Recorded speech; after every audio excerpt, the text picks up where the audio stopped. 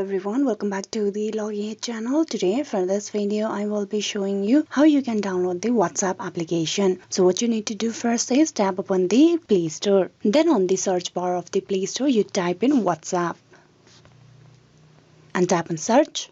You can see the application on the very top. You tap upon that. Now here you need to tap on install. With that, the downloading process will begin. WhatsApp is a free messaging and video call application. It is used by over 2 billion people in more than 180 countries. WhatsApp allows you to send text messages, voice messages, make voice call or video call, and share images, documents, user location and any other content as well. WhatsApp is simple, reliable, private, and it is very much safe to use. You can see here the application has been fully downloaded. Now you tap on open, and with that you have successfully installed and downloaded the WhatsApp application. Hope this video was useful. Please like and subscribe the Login channel, and also don't forget to click on bell icon. Thank you.